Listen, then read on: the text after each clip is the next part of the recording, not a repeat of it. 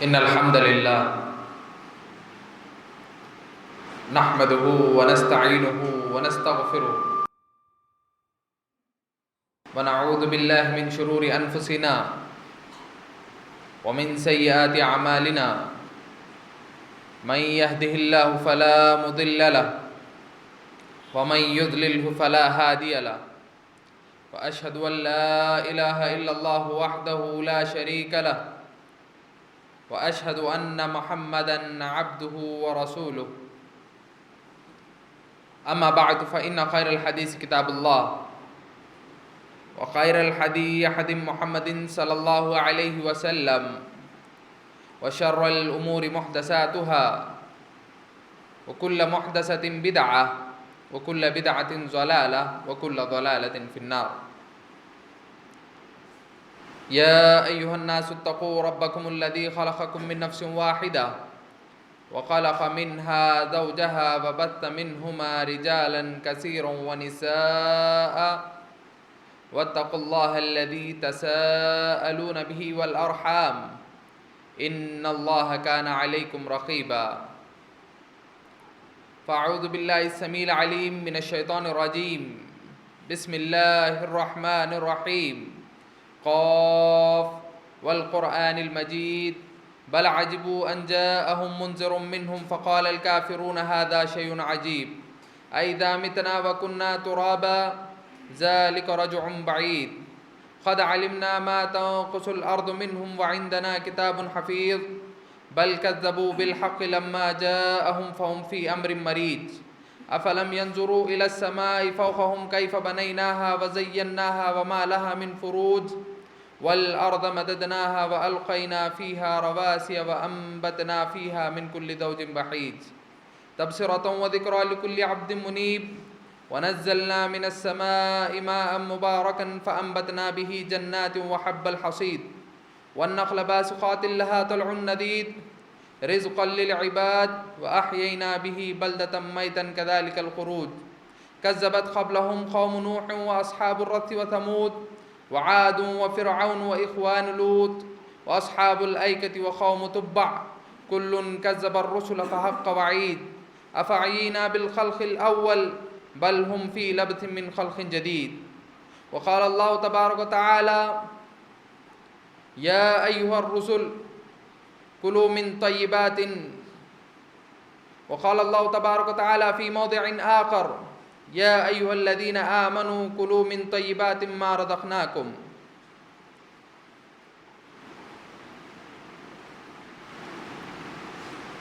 وقال النبي صلى الله عليه وسلم روى عن أبي هريرة رضي الله تعالى عنه قال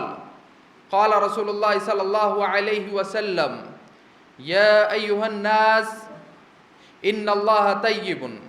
لا يقبل إلا الطيب وأمر بالمؤمنين كما أمر بالمرسلين. فقال الله تبارك وتعالى يا أيها الرسول كلوا من طيبات ما رزقناكم واعملوا صالحا. وقال الله تبارك وتعالى في موضع آخر يا أيها الذين آمنوا كلوا من طيبات ما رزقناكم. رواہ مسلم. تمام قسم کی تعریفیں، کبریائی، بڑائی، بزرگی، پاکی، ہر قسم کی حمد و ثنا صرف اور صرف اس اللہ وحدہ لا شریک کے لیے لائق و زیبا ہے جو اس روئے زمین کا خالق و مالک ہے، مالک ارض و جہاں ہے. محترم حاضرین، بے شمار درود و سلام ہو تمام انبیاء علیہم السلام پر، خصوصاً میرے اور آپ کے حبیب جناب محمد رسول اللہ صلی اللہ علیہ وسلم پر.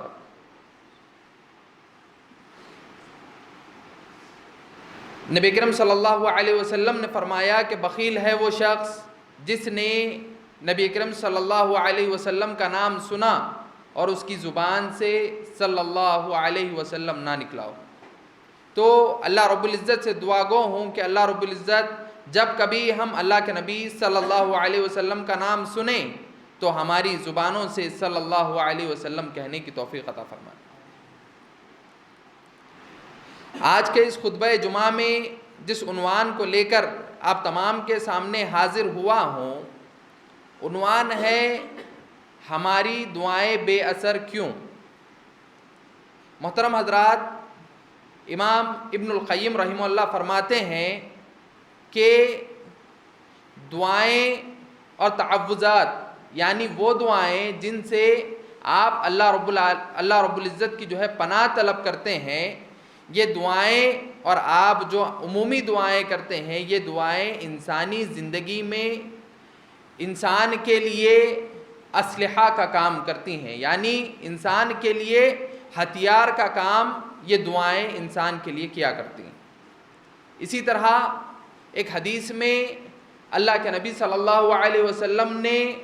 دعا کو مومن کا ہتھیار قرار دیا، یعنی مومن کی ڈھال قرار دی۔ کہا کہ انسان دعا کے ذریعے ہر بری چیز سے، ہر مصیبت سے، ہر آفت سے اگر انسان کو بچنا ہے، اپنی زندگی میں اپنے آپ کو بچائے رکھنا ہے تو پھر اسے دعائیں کرنی چاہیے۔ اب آپ تمام کے ذہنوں میں یہ سوال گردش کر رہا ہوگا کہ بحیثیت مسلمان ہونے کی حیثیت سے ہم اللہ رب العزت سے بہت ساری دعائیں تو کرتے ہیں، لیکن میرا سوال یہ ہے کہ کیا ہم جو دعائیں کرتے ہیں، کیا ہماری تمام دعائیں قبول ہوتی ہیں؟ ہم اللہ رب العزت سے بہت سی چیزوں کا سوال کرتے ہیں، کیا ہم جن چیزوں کا سوال اللہ رب العزت سے کرتے ہیں، کیا ہمیں ان تمام چیزیں مل جاتی ہیں، یا پھر ان میں سے چند چیزیں کیا ہمیں ملتی ہیں؟ لیکن ہم اسی طرح اگر صحابہ کرام کی زندگی کو پڑھتے ہیں، اللہ کے نبی صلی اللہ علیہ وسلم کی زندگی کو پڑھتے ہیں، لیکن وہاں پر دیکھتے ہیں کہ جو کچھ چیزیں وہ اللہ رب العزت سے مانگتے تھے، اللہ رب العزت انہیں فوراً عطا کر دیتا تھا۔ ان چیزوں کو اللہ رب العزت ان کے حق میں بالفور لکھ دیتا تھا۔ 2 رکعت نماز پڑھتے، اللہ کے سامنے ہاتھ اٹھاتے، فوراً اللہ رب العزت دعا قبول کر لیتا۔ ہم اگر صحابہ کی زندگی پڑھتے ہیں تو ہمیں یہ چیز دکھنے میں ملتی ہے، نہیں ملتی ہے نا؟ کیا وجہ تھی؟ صحابہ کرام کی زندگی میں وہ لوگ 2 رکعت نماز پڑھ رہے ہیں، اللہ کے سامنے اپنے ہاتھوں کو پھیلا رہے ہیں، دعا کر رہے ہیں، بالفور ان کی دعا قبول ہو رہی تھی۔ لیکن آج ہم کسی چیز کی دعا اپنی زندگی بھر طلب کرتے رہتے ہیں، لیکن ہماری دعائیں قبول نہیں ہوتی۔ آج ہماری دعاؤں میں وہ اثر نہیں ہوتا جو صحابہ کرام کی ایک چھوٹی سی دعا میں، ایک لمحے میں جو اللہ رب العزت سے دعا کیا کرتے تھے، وہ جو دعا بالفور قبول ہو جاتی تھی۔ لیکن آج ہم اگر زندگی بھر بھی دعائیں کرتے جا رہے ہیں تو پھر ہماری دعائیں قبول نہیں ہو رہی۔ آج مسلمانوں میں کون ایسا ہے جو اللہ رب العزت سے رحم کی طلب نہ کرتا ہو؟ اللہ رب العزت سے اپنے رحم کی طلب، مسلمانوں کی مدد کی طلب نہ کرتا ہو، لیکن اس کے باوجود بھی آج امت مسلمہ پریشان ہے۔ آج امت مسلمہ پر مصیبتیں پہاڑوں کی شکل میں ٹوٹ پڑ رہی ہیں۔ اس کی کیا وجہ ہے؟ تو محترم حاضرین، آج کے اس خطبہ جمعہ میں ہم اسی پر ذرا غور کریں گے۔ خطبہ مسنونہ کے بعد ایک آیت کریمہ سورہ بقرہ کی میں نے آپ تمام کے سامنے تلاوت فرمائی، جس میں اللہ رب العزت کہہ رہا ہے کہ یا ایھا الذین آمنوا کلوا من طیبات ما رزقناکم، کہ اے ایمان والو، جو لوگ ایمان لے آئے ہو، تم ان چیزوں میں سے کھاؤ جو چیزیں اللہ رب العزت نے تم پر حلال کر دی ہیں۔ جو اچھی چیزیں ہیں، جو رزق جو اچھے ہیں، حلال ہیں، اللہ رب العزت نے انہیں حلال قرار دیا، تمہارے لیے بہتر قرار دیا، طیب قرار دیا، تم ان میں سے کھاؤ۔ اب ہمارے جو موضوع ہے وہ ہے دعا کا موضوع، ہماری دعائیں کیوں قبول نہیں ہو رہی؟ لیکن ہم آیت پڑھ رہے ہیں، اللہ رب العزت کہہ رہے ہیں کہ تم وہ چیزیں کھاؤ جو چیزیں ہم نے تم پر حلال کی ہیں۔ اس کا کیا تطبیق ہو سکتی ہے؟ اگر کوئی یہ سوچنا چاہے کہ یہ آیت کریمہ سے، دعا سے اس کا تعلق کیا ہے، حقیقت میں ظاہری طور پر دیکھا جائے تو اس سے اس کا کوئی تعلق نہیں ہے، لیکن یقین جانیں آپ کی دعاؤں کی قبولیت کا ایک بہت ہی اہم سبب آپ کا رزق ہے۔ آپ کیا کھاتے ہیں، کیا پیتے ہیں، کیا پہنتے ہیں، کیا اڑتے ہیں، یہ بہت اہم ہے کہ آپ کی دعائیں کیوں قبول نہیں ہو رہی۔ ایک حدیث اللہ کے نبی صلی اللہ علیہ وسلم نے اس کے بعد ذکر کی۔ اللہ کے نبی صلی اللہ علیہ وسلم کہتے ہیں کہ ان اللہ طیب لا یقبل الا الطیب، کہ اللہ رب العزت پاک ہے، اللہ رب العزت پاکی کی چیزوں کے علاوہ کسی اور چیز کو قبول نہیں فرماتا۔ اس کے بعد اللہ کے نبی صلی اللہ علیہ وسلم نے کہا کہ اللہ رب العزت مومنوں کو، مسلمانوں کو اسی چیز کا حکم دیتا ہے جس چیز کا حکم اس نے انبیاء علیہ السلام کو دیا۔ اس کے بعد اللہ کے نبی صلی اللہ علیہ وسلم نے سورۃ المومن کی آیت تلاوت فرمائی، کہا کہ اے رسولوں، یعنی اے رسولوں تم ان چیزوں میں سے کھاؤ جن چیزوں کو میں نے تم پر حلال کر دیا ہے، پاک کر دیا ہے، اور اسی کے ذریعے نیک اعمال کرتے جاؤ، اور میں وہ کچھ جانتا ہوں جو تم کر رہے ہو۔ اس کے بعد اللہ کے نبی صلی اللہ علیہ وسلم نے سورہ بقرہ کی آیت تلاوت فرمائی اور کہا کہ اے مومنو، تم وہ چیزیں کھاؤ جو چیزیں اللہ رب العزت نے تم پر پاک کر دی ہیں، حلال کر دی ہیں، جو اچھی چیزیں ہیں، جو اللہ رب العزت نے جو ہے تمہارے لیے اتارا ہے، تم ان چیزوں میں سے کھاؤ۔ اس کے بعد اللہ کے نبی صلی اللہ علیہ وسلم نے ایک شخص کا ذکر کیا اور کہا کہ یطیل السفر، وہ شخص ایسا ہے جو لمبا سفر کر کے آتا ہے، بہت دور سے سفر کرتے ہوئے آتا ہے، اشعث و اغبر، اور اس کے جسم پر سفر کی وجہ سے اس کے جو بال ہیں ان میں آپ کو دھول نظر آئے گی، یعنی اتنی مشکلوں کے ساتھ اور اتنی محنتوں کے ساتھ جو ہے وہ سفر کرتے ہوئے کعبۃ اللہ کے پاس آتا ہے، آتا ہے آ کر جو ہے اللہ رب العزت کے سامنے ہاتھ اٹھاتا ہے، کہتا ہے یا ربی، اے میرے پروردگار، میں تجھ سے یہ فلاں چیز کا مطالبہ کرتا ہوں، تو میری دعاؤں کو قبول کر لے، تو میری دعاؤں کو سن لے۔ اللہ کے نبی صلی اللہ علیہ وسلم کہتے ہیں کہ وہ مشربہ حرام، اس کا پینا حرام ہے، وہ مطعمہ حرام، اس کا پہننا، اس کا کھانا حرام ہے، وہ ملبسہ حرام، اور اس کا جو پہننا اوڑھنا ہے وہ چیز حرام کی ہے، لیکن وہ بڑی ہی محنتوں سے، مشکلوں سے، قد و کاوشوں سے جو ہے یہاں حج تک آیا ہے، کعبۃ اللہ کے سامنے آیا ہے اور اپنے رب کے سامنے ہاتھوں کو اٹھا رہا ہے، بڑے اچھے طریقے سے دعا کر رہا ہے۔ کیا اس کی دعا قبول ہو سکتی ہے؟ کیا اس کی دعا قبول ہو سکتی ہے؟ آج اگر ہم اپنے معاشرے پر نظر ڈالیں تو کتنے ایسے امیر لوگ ہوں گے جو کام جو کرتے ہیں ان کا کاروبار حرام کا ہوتا ہے، کھاتے پیتے حرام کا ہیں، اوڑھتے پہنتے حرام کا ہیں، لیکن ہر سال حج کو جاتے ہیں، اللہ کی راہ میں حاضر ہوتے ہیں، اللہ کی راہ میں جو ہے صدقہ کرتے ہیں، خیرات کرتے ہیں۔ کیا ان کے صدقات، کیا ان کے خیرات جو وہ اللہ کی راہ میں کر رہے ہیں قبول ہو سکتا ہے؟ کبھی نہیں میرے بھائیوں، کیونکہ یہ آپ کی یہ جو دعائیں ہیں ان کا ڈائریکٹ کنیکشن ہے آپ کے رزق سے، یعنی جب تک آپ، اگر کوئی چاہتا ہے، ایک مرتبہ کسی نے اللہ کے نبی صلی اللہ علیہ وسلم سے پوچھا، اے اللہ کے نبی صلی اللہ علیہ وسلم، اگر میں مستجاب الدعوات بننا چاہوں، یعنی میں وہ بننا چاہوں کہ میں اللہ رب العزت سے کسی چیز کا سوال کروں اور اللہ رب العزت وہ چیز مجھے فوراً عطا کر دے، تو اللہ کے نبی صلی اللہ علیہ وسلم نے کہا تھا کہ تم اپنے رزق کو دیکھ لو، تم اس چیز کو دیکھ لو کہ تم کیا کھا رہے ہو، کیونکہ جب تک تم حلال چیز نہیں کھاؤ گے اور حلال طریقے سے نہیں کھاؤ گے، ہرگز آپ کی دعائیں قبول نہیں ہو سکتی۔ تو محترم حاضرین، آج ایک بہت بڑا المیہ یہ ہے کہ ہم اللہ رب العزت سے جو ہے دعائیں تو بہت کرتے ہیں، اور دعائیں اس طرح کرتے ہیں کہ اللہ رب العزت سے ہم بارہا دعائیں کرتے ہیں، 1 مرتبہ دعا کرتے ہیں، 2 مرتبہ دعا کرتے ہیں، 3 مرتبہ دعا کرتے ہیں، لیکن اس کے باوجود ہم اپنے اعمال کو درست نہیں کرنا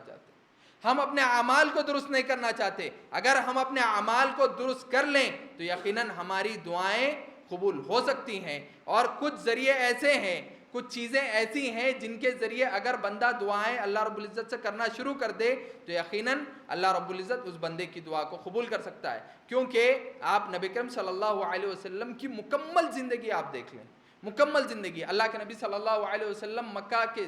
مکہ میں ہیں، لوگ جو ہے اللہ کے نبی صلی اللہ علیہ وسلم اور ان کے دوست و احباب پر جو ہے ظلم کر رہے ہیں، جو مسلمان ہو گئے، رفقا ہیں، اللہ کے نبی صلی اللہ علیہ وسلم کے صحابہ ہیں، ان پر ظلم کر رہے ہیں، اس کے باوجود اللہ کے نبی صلی اللہ علیہ وسلم نے وہاں پر کہیں پر بھی اللہ کے نبی صلی اللہ علیہ وسلم نے ہتھیار اٹھا کر ان سے قتال نہیں کیا، بلکہ اس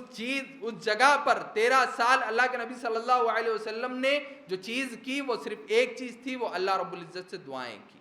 اس کے بعد آپ جنگ بدر کے موقع پر دیکھیں، اللہ کے نبی صلی اللہ علیہ وسلم کل جنگ کا موقع ہے، اس سے پہلے کی رات اللہ کے نبی صلی اللہ علیہ وسلم مکمل رات اللہ رب العالمین کی راہ میں کھڑے ہو کر اللہ کے نبی صلی اللہ علیہ وسلم جو ہے مسلمانوں کی فتح کے لیے اللہ کے نبی صلی اللہ علیہ وسلم دعا کر رہے ہیں۔ صحابہ اکرام کہتے ہیں کہ اللہ کے نبی صلی اللہ علیہ وسلم اس شدت کے ساتھ اللہ رب العزت سے دعائیں کیا کر رہے تھے کہ اللہ کے نبی صلی اللہ علیہ وسلم کے پیروں میں ورم آ گیا، یعنی سوجن آ گئی، اتنا زیادہ اللہ رب العزت سے جو ہے اللہ کے نبی صلی اللہ علیہ وسلم دعا کیا کرتے تھے۔ اسی طرح آپ دیکھیں کہ جنگ خیبر کے موقع پر جب اللہ کے نبی صلی اللہ علیہ وسلم نے کہا کہ جو پالتو گدھے ہیں ان کا گوشت کھانا حرام ہے، تو جو آنڈیاں پک رہی تھی، آپ یہ ضرور جان لیں کہ جنگ خیبر کا جو موقع تھا وہ کیا تھا کہ اچانک کفار مکہ نے مدینہ والوں پر حملہ کر دیا تھا۔ اللہ کے نبی صلی اللہ علیہ وسلم پر اچانک کفار مکہ نے جو ہے یہ سازش کی تھی کہ ہم اچانک جو ہے اللہ کے نبی صلی اللہ علیہ وسلم اور مسلمانوں پر حملہ کر دیں گے، جس کی وجہ سے مسلمان جنگ کے لیے تیار نہیں ہوں گے اور ہم ان سے جنگ جیت لیں گے۔ لیکن اس کے باوجود اللہ کے نبی صلی اللہ علیہ وسلم کو جیسے ہی اس چیز کی خبر ملی، اللہ کے نبی صلی اللہ علیہ وسلم نے مدینہ کے پورے اطراف میں جو ہے اللہ کے نبی صلی اللہ علیہ وسلم نے ایک کنال تیار کر دی تھی، ایک گڑھا تیار کر دیا تھا، جس کے ذریعے جو کفار ہیں، جو دشمنان اسلام ہیں، وہ مدینہ میں داخل نہیں ہو سکتے تھے۔ ایسے وقت میں جبکہ تمام صحابہ اکرام گڑھے کھود رہے ہیں، زمین کو کھودتے جا رہے ہیں، ایسے وقت میں اللہ کے نبی صلی اللہ علیہ وسلم جو کھانا بنایا جا رہا ہے، اللہ کے نبی صلی اللہ علیہ وسلم صحابہ کرام کو کہتے ہیں کہ آج یہ حکم نازل ہوا ہے کہ یہ جو پالتو گدھے ہیں ان کا گوشت کھانا تمہارے اوپر حرام کر دیا گیا ہے۔ اس کے باوجود صحابہ کرام نے جب یہ بات سنی تو صحابہ کرام نے بالفور ان ہانڈیوں کو انڈیل دیا۔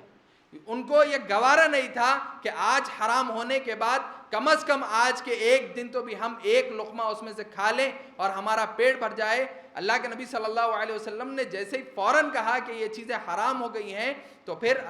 انہوں نے اس ہانڈیوں کو انڈیل دیا۔ تو محترم حاضرین، میں بتانا یہ چاہتا ہوں کہ صحابہ اکرام حرام کام سے یا پھر حرام کمائی سے یا پھر حرام کھانے سے کس طرح بچا کرتے تھے، جس کی وجہ سے ان کی زندگی میں برکتیں تھیں۔ اسی لیے اللہ رب العزت نے جو ہے انہیں اس دنیا میں، جہاں پر ایک انسان زندگی بھر یہ کوشش میں لگا رہتا ہے کہ کم از کم اپنی زندگی میں کچھ ایسے اعمال کر لوں جس کی وجہ سے اللہ رب العزت جو ہے مجھے عذاب کے بعد ہی صحیح لیکن آخرت میں جو ہے آخری ٹھکانہ میرا جنت بنا دے، لیکن اس کے باوجود آپ دیکھیں گے صحابہ کرام کو اس دنیا میں رہتے ہوئے اللہ رب العزت نے وہ بشارت دی تھی کہ انہیں رضی اللہ عنہم ورضوا عنہ کے لقب سے ملقب کیا۔ تو محترم حاضرین، آپ اگر ان کی زندگیوں کو ذرا غور سے دیکھیں گے، ذرا ان پر غور کریں گے تو آپ کو معلوم ہوگا کہ وہ لوگ کس طرح حرام کام سے اور حرام کھانے پینے سے بچا کرتے تھے، جس کی وجہ سے ان کی زندگیوں میں برکت تھی۔ ان کی زندگی میں جب کبھی وہ اللہ رب العزت سے کسی چیز کا سوال کرتے، دعا کرتے، تو اللہ رب العزت ان کی جو ہے فوراً دعاؤں کو قبول کر لیتا تھا۔ محترم حاضرین، کچھ آداب بھی ہیں۔ بندہ اگر اللہ رب العزت کے سامنے دعائیں کر رہا ہے، دعا کرتا ہے، تو بندے کو یہ یقین ہونا چاہیے کہ اللہ رب العزت کسی بندے کی جب دعا کو قبول کرتا ہے تو اس کے کچھ درجات بھی ہیں۔ یعنی ہمیشہ آپ کے ساتھ ایسا نہیں ہوگا کہ آپ اگر دعا کریں گے تو آپ کی دعا بالفور قبول کر لی جائے گی۔ یہ ایسا ہرگز نہیں ہوگا کہ ہمیشہ زندگی میں آپ جب کبھی اگر آپ یہ اعمال شروع کر دیں اور اپنے رزق کو تلاش کر لیں، حلال رزق کو اگر اختیار کرنے کی کوشش کریں، تو پھر ہمیشہ ایسا نہیں ہوگا کہ آپ کی ہر دعا قبول کر لی جائے گی۔ کچھ درجات ہیں جن کے ذریعے اللہ رب العزت جو ہے بندے کی دعا کو قبول کرتا ہے۔ سب سے پہلا درجہ کیا ہے؟ کسی بندے کی اللہ رب العزت اگر دعا قبول کرتا ہے، یعنی کسی بندے نے دعا کی، اللہ رب العزت کے سامنے اپنے ہاتھوں کو اٹھایا اور اس نے تمام حلال ذرائع جو اختیار ہو سکتے تھے، جو اسباب اختیار کر سکتا تھا، وہ اس نے کیا۔ اس کے بعد اللہ رب العزت کے سامنے اپنے ہاتھوں کو اٹھایا، کسی چیز کا مطالبہ کیا، تو اللہ رب العزت نے اس بندے کو وہ چیز فوراً عطا کر دی۔ اس کی اگر مثال آپ دیکھیں تو ایسے کافی ساری مثالیں ہیں جس میں آپ کو یہ معلوم ہوگا کہ کسی بندے نے اللہ رب العزت سے کسی چیز کا سوال کیا، اللہ رب العزت نے اسے وہ چیز فوراً عطا کر دی۔ یہ پہلا درجہ ہے، یعنی آپ نے کسی چیز کا مطالبہ کیا، آپ کو وہ چیز مل گئی۔ دوسرا درجہ کیا ہے؟ جب کبھی بندہ اللہ رب العزت کے سامنے دعائیں کرتا ہے لیکن ایک مرتبہ دعا کر رہا ہے، اس کی دعا قبول نہیں ہو رہی، 2 مرتبہ کر رہا ہے، 3 مرتبہ کر رہا ہے، مسلسل کرتا جا رہا ہے، لیکن اس کے باوجود اس کی دعا قبول نہیں ہو رہی. یعنی بسا اوقات ہوتا یہ ہے کہ اللہ رب العزت آپ کو آپ سے بہتر طریقے سے جانتا ہے. آپ کسی چیز کا مطالبہ کر رہے ہیں، ممکن ہو کہ وہ جس چیز کا آپ مطالبہ کر رہے ہوں اس سے آپ کو نقصان پہنچ سکتا ہے، تو اللہ رب العزت اس کے بدلے آپ پر آنے والی ایک بڑی مصیبت کو اللہ رب العزت جو ہے ٹال دیتا ہے. یہ دوسرا درجہ ہے جس سے اللہ رب العزت جو ہے بندوں کی دعاؤں کو قبول کرتا ہے. پہلا کیا ہے؟ بالفور کسی چیز کا مطالبہ کیا، آپ کو وہ چیز مل گئی. دوسری چیز کیا ہے کہ بندہ مطالبہ تو بہت کر رہا ہے، کوشش کر رہا ہے، دعائیں کر رہا ہے، لیکن اس کے باوجود اسے وہ چیز حاصل نہیں ہو رہی، اس کے بدلے اللہ رب العزت اس پر آنے والی کسی بڑی مصیبت کو جو ہے ٹال دیتا ہے. تیسری چیز کیا ہے؟ بندہ اللہ رب العزت سے دعا کر رہا ہے، 1 مرتبہ دعا کیا، 2 مرتبہ کرتا ہے، 3 مرتبہ کرتا ہے، 4 مرتبہ مسلسل کرتے جا رہا ہے، لیکن وہ چیز اس بندے کو اسی وقت حاصل نہیں ہوتی. ایک لمبے عرصے کے بعد، مسلسل دعائیں کرتے جانے کے بعد ایک لمبے عرصے کے بعد اس بندے کو وہ چیز حاصل ہوتی ہے. اس کی اگر میں آپ کو مثال دوں تو ہمارے لیے بہت ہی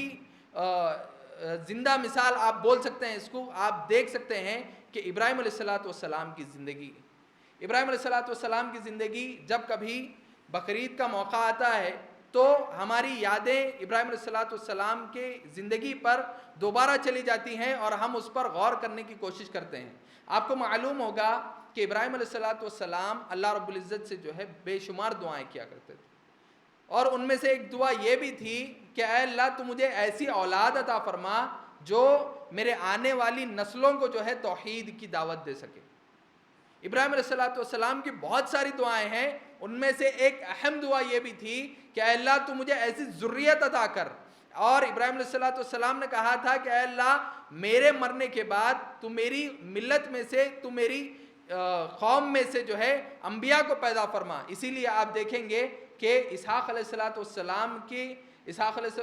کی اولاد میں سے جو ہے کافی سارے بنی اسرائیل کے جتنے انبیاء اکرام آئے ہیں تمام اسحاق علیہ السلام کی ذریت میں سے آئے. تو آپ کو معلوم ہوگا کہ اے اللہ تو مجھے اولاد عطا کر. ابراہیم علیہ السلام اپنی زندگی میں ہمیشہ یہ دعائیں کیا کرتے تھے، لیکن اس کے باوجود بھی آپ دیکھیں گے کہ ابراہیم علیہ السلام کے بارے میں مشہور ہے کہ انہیں اولاد کب عطا کی گئی؟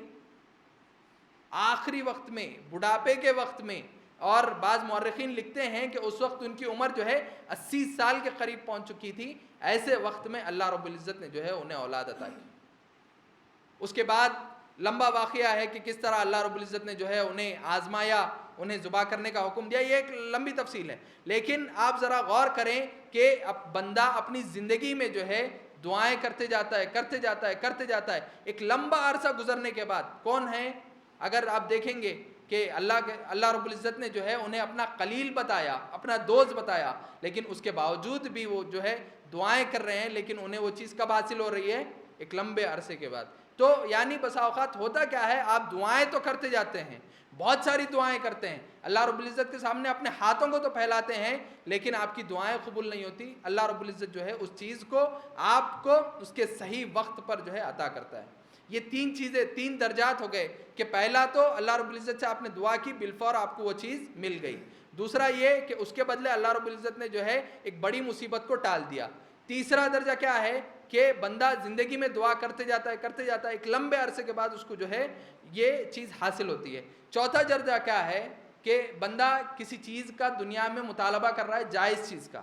اللہ رب العزت کے سامنے جو ہے اپنی دعاؤں کو پیش کر رہا ہے، لیکن اس کی زندگی میں اس دعا کا اثر اسے نظر نہیں آتا، وہ چیز اسے حاصل نہیں ہوتی. لیکن اس دعا کے بدلے اللہ رب العزت اس کا بدلہ جو ہے آخرت میں اٹھا کر، آخرت میں اللہ رب العزت جو ہے بندے کو اس کی دعا کا بدلہ دیتا ہے کہ یہ جو دعائیں تو کرتا تھا تیری زندگی میں، تو نے بارہا یہ دعائیں کی، اللہ رب العزت کے سامنے اپنے ہاتھوں کو پھیلایا اور دعائیں کرتا رہا، لیکن تیری دعائیں زندگی میں قبول نہیں ہوئی، اس کا بدلہ جو ہے میں تجھے آخرت میں عطا کروں گا. کیونکہ اللہ رب العزت کا وعدہ ہے کہ جو کوئی بندہ دعا کرتا ہے اللہ رب العزت پر یہ لازم ہے کہ وہ اس بندے کی دعا کو سنے. قرآن مجید میں اللہ رب العالمین فرماتا ہے کہ ادعونی استجب لکم ان الذین یستکبرون عن عبادتی سیدخلون جہنم داخلین۔ اللہ کے نبی صلی اللہ علیہ وسلم اس آیت کریمہ کے بارے میں کہتے ہیں کہ یہ جو اللہ رب العزت نے جو ہے اپنے اوپر واجب کر لیا ہے، مثال کے طور پر ہوتا کیا ہے، کوئی اور شخص مجھے کسی چیز پر واجب کر دے، مثال کے طور پر اگر کوئی مجھے یہ کہہ دے کہ میں یہ مسجد کا متولی ہوں، یہ مسجد کا میں متولی ہوں، مجھے اس کی دیکھ ریکھ کرنا ہے، تو پھر میں کیا کروں گا، ایک جاب کی حیثیت سے یا پھر ایک نوکری کی حیثیت سے جو مجھ سے ہوگا میں کرنے کی کوشش کروں گا، اور میں دیکھوں گا کہ یہ میرا وقت ہے، یعنی مثال کے طور پر صبح 9 بجے سے لے کے شام میں 6 بجے تک میرا مسجد میں دیکھ ریکھ کرنے کا یا پھر اس کا جو کام ہے وہ کرنے کا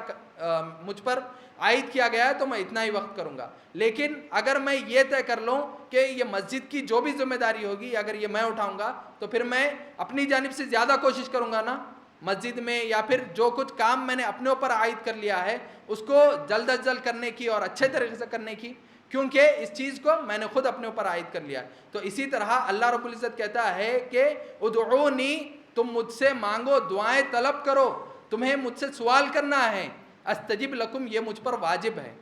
یہ مجھ پر واجب ہے کہ میں تمہاری دعاؤں کو سنوں، تمہاری دعاؤں کو قبول کروں۔ یہ اللہ رب العزت خود اپنے اوپر عائد کر رہا ہے کہ جو تم کو دعائیں کرتے ہو یقیناً یہ دعائیں میں سنتا ہوں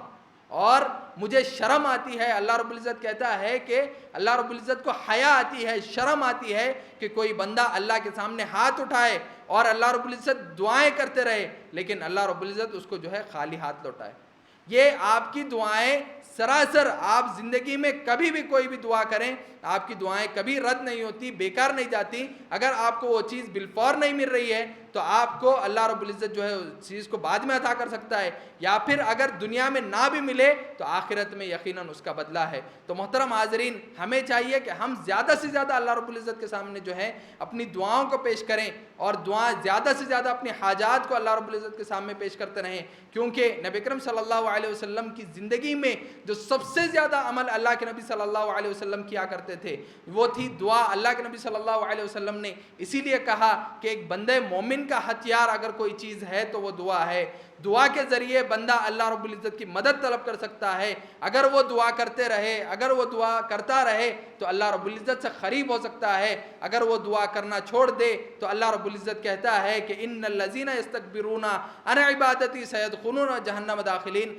اگر کوئی مجھ سے دعا طلب کرنا چھوڑ دے اور میری عبادت سے دور ہو جائے تو پھر اس کا ٹھکانہ جہنم ہے، اور میں جہنم میں اسے ایسے ہی نہیں ڈالوں گا بلکہ ذلیل و خوار کرتے ہوئے، منہ کے بل گھسیٹتے ہوئے اسے جا کر جو ہے جہنم میں ڈال دوں گا۔ تو محترم حاضرین، ہمیں چاہیے کہ ہم اللہ رب العزت سے زیادہ دعائیں کریں اور ان اسباب کو اختیار کرتے رہیں کہ جن اسباب کے ذریعے جن کے ذریعے ہم اللہ رب العزت سے قریب ہو سکتے ہیں اور اللہ رب العزت سے ہماری دعائیں قبول ہو سکتی ہیں۔ اسی طرح کچھ اوقات، کچھ لمحات بھی ایسے ہیں جن میں دعا کرنا یہ اللہ رب العزت کو بندے کو جو ہے اللہ سے بہت زیادہ قریب کر دیتا ہے۔ ان میں سے ایک وقت اگر کوئی دیکھے تو اذان سے لے کر جو جماعت تک کا جو وقت ہوتا ہے یہ بڑا اہم وقت ہے۔ اس درمیان میں اگر کوئی بندہ اللہ رب العزت سے دعا کرے تو یقیناً اللہ رب العزت جو ہے اس کی دعاؤں کو سن سکتا ہے۔ شرط یہ ہے کہ وہ بندہ جو دعا کر رہا ہے وہ دعا حلال ہو، اور وہ جو کھاتا ہے، پیتا ہے، پہنتا ہے، اڑتا ہے، جو کام وہ کرتا ہے وہ تمام حلال ہوں، حرام نہ ہوں، تو یقیناً آپ کی دعائیں بھی قبول ہو سکتی ہیں اور آپ کو بھی اللہ رب العزت جو ہے آپ کی دعاؤں کو قبول کر سکتا ہے۔ کیونکہ جب بندہ اللہ رب العزت کے سامنے اپنے ہاتھوں کو اٹھاتا ہے تو اللہ رب العزت ہرگز یہ نہیں چاہتا کہ بندے کو خالی ہاتھ لوٹائے، لیکن بندے کے اعمال ایسے ہوتے ہیں جس کی وجہ سے اس کی دعائیں قبول نہیں ہوتی۔ تو ہمیں چاہیے کہ ہم اپنے اعمال کو درست کریں اور دعا کریں تو ہمیں پختہ یقین ہو کہ میں یہ جو دعا کر رہا ہوں یہ دینے والی ذات اگر کوئی ہے تو وہ اللہ رب العزت کی ذات ہے۔ بندے کی دعا میں اخلاص کا ہونا بہت ضروری ہے۔ اگر آپ ڈلمل کرتے ہوئے یا پھر آپ کے دل میں پختہ یقین نہیں ہے، بس آپ رسمی طور پر اللہ رب العزت سے دعا کر رہے ہیں، تو پھر آپ کی دعائیں قبول نہیں ہو سکتی۔ میرے بھائیوں، آپ کو یقین ہونا چاہیے کہ میں اللہ سے اگر دعا کر رہا ہوں تو یقیناً اللہ رب العزت جو ہے میری دعا کو قبول کرے گا اور مجھے وہ چیز عطا کرے گا۔ جب آپ اس یقین کے ساتھ دعا کرو گے تو یقیناً آپ کی دعا اللہ رب العزت سنتا ہے اور اللہ رب العزت جو ہے آپ کی ان دعا دعاؤں کو قبول بھی کرتا ہے۔ تو محترم حاضرین، ہمیں چاہیے کہ ہم جب کبھی اللہ رب العزت کے سامنے ہاتھوں کو اٹھائیں تو جو آداب اللہ کے نبی صلی اللہ علیہ وسلم نے ہمیں بتائے کہ کس طرح ہم اللہ رب العزت کے سامنے دعائیں کریں، ان آداب کو بھی ملحوظ رکھیں۔ اللہ کے نبی صلی اللہ علیہ وسلم نے کہا کہ جب کبھی تم دعا کرو تو سب سے پہلے اللہ رب العزت کی حمد و ثنا بیان کیا کرو، حمد و ثنا بیان کرو۔ سب سے پہلے اللہ رب العزت کی جتنی ہو سکتی ہے آپ حمد و ثنا بیان کیا کرو۔ اس کے بعد اللہ کے نبی صلی اللہ علیہ وسلم نے کہا کہ آیت الکرسی پڑھ کر پھر اس کے بعد درود ابراہیم آپ پڑھیں، اس کے بعد اللہ رب العزت کے سامنے اپنی حاجات کو پیش کریں۔ اپنی حاجات کو ایسا نہیں کہ بس ہاتھ اٹھائے اور اپنی جو حاجات ہیں وہ پیش کرنا شروع کر دیا، بلکہ اللہ کے نبی صلی اللہ علیہ وسلم نے کچھ آداب بتائے ہیں دعا کے کہ کس طرح آپ اللہ رب العزت کے قریب ہو سکتے ہیں، کیونکہ اللہ کے نبی صلی اللہ علیہ وسلم نے کہا کہ اللہ رب العزت کو بہت زیادہ پسند ہے کہ بندہ اپنے گناہوں کی معافی اللہ رب العزت کے سامنے طلب کرتے رہے، اور بندہ نیک اعمال کرتے جائے لیکن اس کے باوجود بھی جب دعا کرے تو کہے کہ اے اللہ میں بڑا گنہگار ہوں، مجھ سے بڑی خطائیں ہوتی ہیں، تو مجھے معاف فرما۔ بندہ نیکی کے کام کرتے جاتا ہے لیکن اللہ کے سامنے کہتا ہے اللہ میں بڑا گنہگار ہوں، تو میری غلطیوں کو معاف فرما۔ یہ اللہ رب العزت کو بہت زیادہ پسند ہے۔ آپ عاجزی اختیار کریں کیونکہ آپ اللہ کے سامنے دعائیں مانگ رہے ہیں، جتنا زیادہ عاجز ہو کر آپ اللہ کے سامنے دعائیں مانگیں گے اللہ رب العزت آپ کی دعاؤں کو قبول کرے گا، کیونکہ سب سے پہلے آپ حمد و ثنا بیان کریں، اس کے بعد درود ابراہیم پڑھیں، آیت الکرسی پڑھیں، اس کے بعد آپ کی جو حاجات ہیں بڑے ہی اچھے انداز میں جو ہے اللہ کے سامنے پیش کریں کہ یہ مصیبتیں آج ہمارے معاشرے میں ہوتا یہ ہے کہ ہمیں جب کبھی مصیبت آتی ہے ہم پورے گھر کو بتاتے ہیں، دوستوں کو بتاتے ہیں، پورے محلے کو معلوم ہو جاتا ہے کہ یہ بندے کو فلاں مصیبت آئی ہے، لیکن بندے کو یہ توفیق نہیں ہوتی کہ وہ اللہ کی بارگاہ میں حاضر ہو اور اللہ کے سامنے اپنے ہاتھوں کو اٹھا کر کے دعا کرے۔ ہونا یہ چاہیے کہ جو چیز دینے والا ہے، جو دینے والی ذات ہے، اس کے سامنے بندہ اپنی حاجتوں کو طلب کرے تو یقیناً اللہ رب العزت جو ہے اس چیز کو عطا کر سکتا ہے، بجائے اس کے کہ ہم لوگوں کو بولیں۔ ہمیں چاہیے کہ ہم اللہ کے سامنے اپنی حاجات کو پیش کریں، کہیں کہ اے اللہ مجھے یہ فلاں مصیبت ہے، بڑے ہی اچھے انداز میں، نرم انداز میں ہم اللہ کے سامنے دعائیں کریں تو یقیناً اللہ رب العزت ہماری دعاؤں کو قبول کر سکتا ہے۔ اسی طرح جب دعاؤں کا اختتام کریں تو اس وقت بھی، ختم کرتے وقت بھی اللہ کی حمد و ثنا کرتے ہوئے ختم کریں۔ یہ اللہ رب العزت کو بہت زیادہ پسند ہے کہ بندہ اللہ کی حمد و ثنا بیان کرے۔ ہمیں دعاؤں کے آداب نہیں آتے، ہمیں دعاؤں کے افضل اوقات نہیں معلوم، ہمیں چاہیے کہ ہم بس ٹھہرتے ہیں، کبھی بھی دعا کر دیتے ہیں۔ حقیقت میں یہ ہونا چاہیے کہ ہم ان افضل اوقات کو ڈھونڈیں۔ اسی طرح آج کا جو دن ہے وہ جمعہ کا بھی دن ہے، اور جمعہ کے دن ایک ایسی گھڑی ہے، اللہ کے نبی صلی اللہ علیہ وسلم نے بتایا کہ اگر بندہ اس گھڑی میں دعا کر لیتا ہے تو پھر اللہ رب العزت اس کی دعا کو رد نہیں کرتا۔ تو ہمیں چاہیے کہ ہم اس گھڑی کو تلاش کریں۔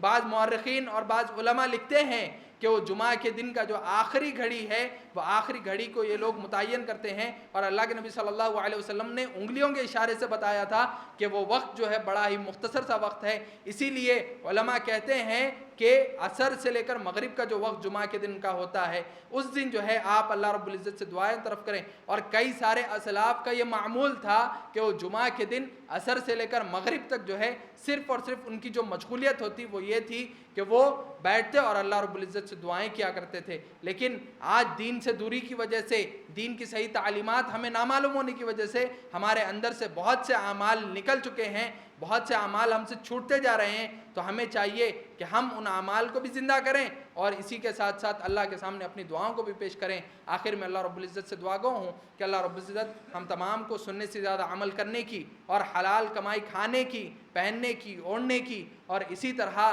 جو کچھ گناہیں ہم سے ہوتے ہیں اللہ رب العزت ان گناہوں کو ہمیں استغفار کرنے کی توفیق عطا فرمائے۔ آمین یا رب العالمین۔ والسلام علیکم ورحمۃ اللہ وبرکاتہ۔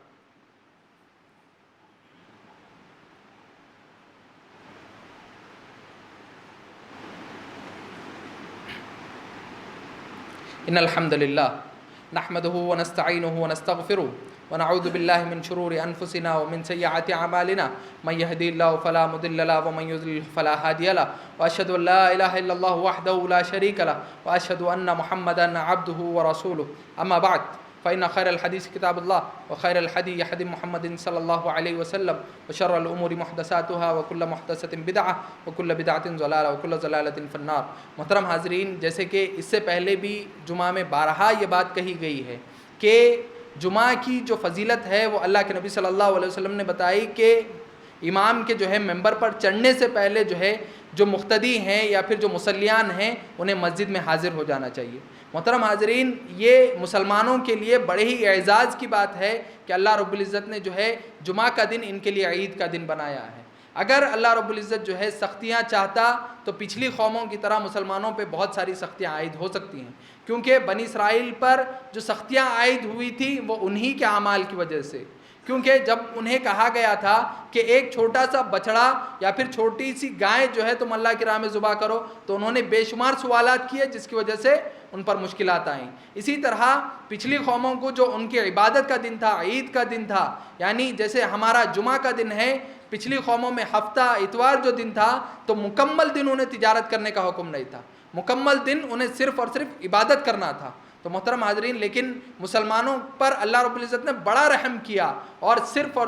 جمعہ کا جو وقت ہے، ظہر کا جو وقت تھا، اس سے تھوڑا سا جو ہے اللہ رب العزت نے جو ہے اسے بڑھا کر جمعہ کا جو وقت عموماً خطبے کا اور پھر جو نماز کا جو وقت ہے، بس اتنا مختصر سا وقت اللہ رب العزت جو ہے بندوں سے چاہتا ہے تاکہ وہ آئیں اور نصیحت سن سکیں اور دین پر عمل کر سکیں۔ تو محترم حاضرین، کوشش کریں یہ آپ کے لیے، کیونکہ اللہ کے نبی صلی اللہ علیہ وسلم نے ایک حدیث میں بیان فرمایا کہ اگر کوئی مسلمان بندہ، اگر کوئی مسلمان 3 دن سے زائد جمعہ کو اگر چھوڑ دیتا ہے، جمعہ کے چھوڑنے کا مطلب کیا ہے کہ اگر وہ خطبے سے یعنی مؤذن کے اذان دینے سے پہلے اگر مسجد میں حاضر نہیں ہوتا تو پھر اس کا جو نام ہے وہ جمعہ کے حاضرین میں سے نہیں لکھا جاتا، بلکہ وہ عمومی طور پر مسلمانوں کی طرح نماز پڑھ رہا ہے۔ تو محترم حاضرین، ذرا غور سے سنیں، کیونکہ اگر 3 جمعہ اگر کوئی چھوڑ دیتا ہے ایسا مسلسل، تو اللہ رب العزت جو ہے اس کے دل پر مہر لگا دیتا ہے، اس کے دل پر جو ہے مہر لگا دیتا ہے کہ یہ فلاں بندہ جو ہے گمراہ ہے۔ تو محترم حاضرین، کوشش کریں کہ امام کے ممبر پر چڑھنے سے پہلے جو ہے مسجد میں حاضر ہو جائیں، اور اگر خطبہ لمبا ہو رہا ہے تو آپ بولیں، اس کو کم کیا جا سکتا ہے یا پھر اس کو جو ہے کم کر کے، لیکن جمعہ میں جلد از جلد آنے کی کوشش کریں اور آئیں اور خطبہ سنیں، نماز پڑھیں، اور اس کے بعد جا کر جو ہے دوبارہ آپ اپنی تجارتیں کر سکتے ہیں۔ آخر میں اللہ رب العزت سے دعا گو ہوں کہ اللہ رب العزت ہم تمام کو سننے سے زیادہ عمل کرنے کی توفیق عطا فرمائیں، آمین یا رب العالمین۔ والسلام علیکم ورحمۃ اللہ وبرکاتہ۔ اللہم صلی علی محمد وعلی آل محمد کما صلیت علی ابراہیم وعلی آل ابراہیم انک حمید مجید۔ اللهم بارك على محمد وعلى آل محمد كما باركت على إبراهيم وعلى آل إبراهيم إنك حميد مجيد۔ عباد الله رحمني ورحمكم الله، إن الله يأمركم بالعدل والإحسان وإيتاء ذي القربى وينهى عن الفحشاء والمنكر والبغي يعظكم لعلكم تذكرون، اذكروا الله يذكركم وادعوه يستجب لكم ولذكر الله تعالى ولا أجل وأكبر وأتم قبل الصلاة۔